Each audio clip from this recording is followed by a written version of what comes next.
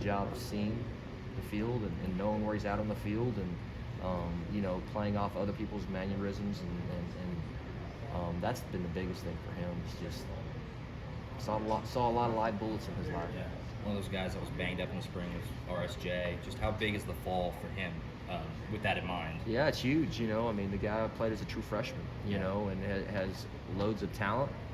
Somebody that people don't realize didn't play a lot of DB in high school.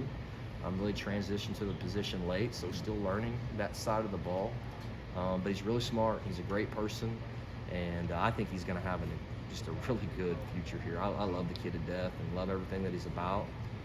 He's really steady, and just good thing about camp, man, is you just get inundated with so much information that it's kind of like you take this crash course, and then all of a sudden the season starts, and a lot of the stuff you don't use, but you've been exposed to it. You know what I mean? And so when you come back to it the next time around, you don't have to start out with what does that mean? You've already been in that position. So. I think a lot of people can look at Peyton on the field and just see how talented he is, but behind the scenes, just what are some things that the outside world doesn't see about him that really impresses you? He had a 3.5 GPA, 3.5 GPA, 3.54. Had I think one of the highest GPAs in our room as a safety on scholarship.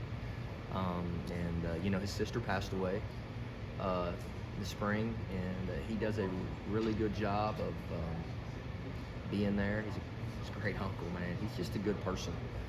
He's very humble, down to earth, and just what's funny is he's got other things outside of football he enjoys doing, and that's what makes being a coach fun, because you see the human side of people, and he's a good dude, man. He's a good person. What kind of luxury is it to have guys like Billy and Key back? Been here this will be the third year for both of them here.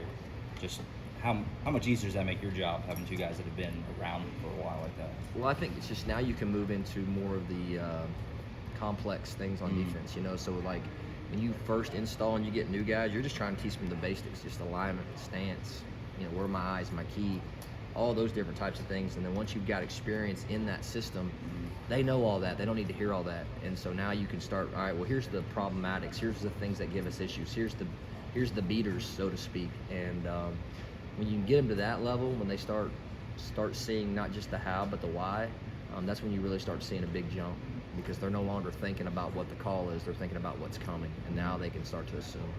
Competitive depth's been a big talking point around here. And your group seems to be like one of the better ones. I mean, how do you feel about that in terms of competitive depth, where you all are going into this season? Well, I mean, we've still got to develop some guys, you know what I'm saying? I mean, we're still relatively a young group, with the exception of Reggie, really, but we're just another year in the system as coaches and players. And so there's a comfortability with how we meet, how we take notes, how we ask questions,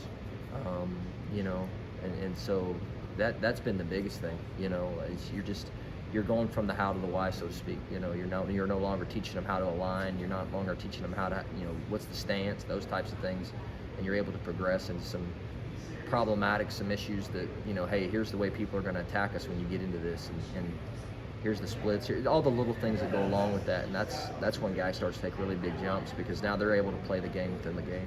Along those year 1 to year 2, I mean, how much better do you feel about that right now? Good, I say, shoot, they've had a heck of a summer. I feel good. We just got to stay healthy. I think if we stay healthy, we got 5-6 guys that can really play at a high level. Got some guys that were beat up this spring, and I love the group overall. Just you got to be available. You know what I mean? The best ability is availability, and getting out there every single day and taking reps and asking questions and just growing. Because the culture's there, the talent is there. Now it's just, let's get some experience. Let's grow as a group, and if we do that, we got a chance to be good, really good. How do you squeeze all those guys into 3 or 4 positions, 4 or 5 positions? Tell them to turn sideways. Yeah. You only get 11 on the field. The good thing about that is I wish I'd have had that problem last year. We had a couple of games in there where I thought we had 9 on the field. We do we play a lot of different fronts and schemes, and you gotta be smart about rotating those guys. Seeing how many snaps they've got, getting them you know, for me, the biggest thing is repping guys and getting them prepared to play a position, but also creating depth at others.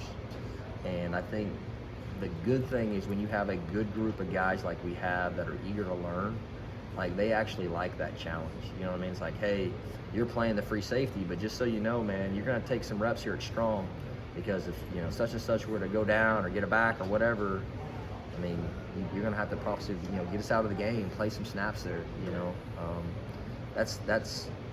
So it's, yeah, you may feel like there's a lot of guys in there, but when you start trying to rotate and create depth, it sure doesn't look that way. I advocated the 3-2-6. You like that? I don't know if the linebackers would like that. No, or the D-line. Yeah, they have the D-line. We got a lot of those too. So. Brandon, you've talked about the need to develop depth, but you like the talent there. Especially, seems like you've got some young guys there that, you know, may not have the experience, but they have the talent. How big of an impact do you expect those young guys to have in fall camp and this season? You know, it'll be interesting to see. You know, some of them have been banged up, but you don't know until you get out there and you start scrimmaging and it's live bullets. I mean, you can meet with somebody and they can sit there and tell you, hey, this is how you do it and this is how it goes. But, you know, there's a big transition from high school to college, and it's the speed of everything. You know what I'm saying? And now you're dealing with a quarterback that's been taught how to look you off. You're dealing with tempo. You're dealing with all these different types of formation adjustments that you've probably really never had to think about a whole lot as a player. And so now when that starts going really fast, and on top of that, you got a receiver that's running 4.4, 4.5 right down the middle of the field. It'll create some anxiety for some guys, and so you start to see, you know, and that's where that experience comes from. You know, the game's kind of slowed down for a lot of those guys. Are you able to study route tree tendencies off of that when the game slows down? In film, we they're teach. going to run this in this situation. Oh yeah, It's pretty simple. we teach that in. I mean, from day one when they get here on campus, and that's something you keep harping on. Again, it goes back to, you know, as you're an older guy, you know, and all the other stuff that becomes natural, becomes muscle memory, getting into a right stance, playing with low pad level, having the right footwork. Eventually that stuff just becomes something that you don't even think about, and then you move on to that next level of higher thinking, so to speak, where you start seeing who's on, who's off, is it outside release, inside release, you know, learning to play the game in the game, you know, situational, right, 1st and 10, it's 2nd long, it's 3rd, whatever it is, and all that stuff comes into play just because you get a release, but you also get a certain route based off the situation. And You guys, as coaches, can spend more time with them now in the summer and in the spring doing stuff like that, working on stuff like that. Are they where they should be? I think, for me, going into camp? I think here's the thing, we'll only know that as we get into camp, as far as into fall. But the eagerness and the amount of time and effort that these guys put in this summer, I feel really good about it. I feel like the thing that's really cool is you can start to talk concepts with them, and you're getting feedback. They understand it, and you know, even in some of the workouts and stuff, and those guys being out there, you start to see those guys coach the younger guys. You know what I'm saying? Hey, that's a mesh route. Here comes the wheel route. You know, you got to let that go. You got to relate back to this or that, and that right there in itself is kind of that next step that we're looking to take. Because then instead of you having to tell them how to line up, they know how to line up. You just say, hey, that X receiver's tight. Here comes the mesh, and they're, oh, okay, yeah, you know, and you start to play. You can talk short bursts to them on the field, and you're able to communicate a lot faster. Is Reggie like a Yoda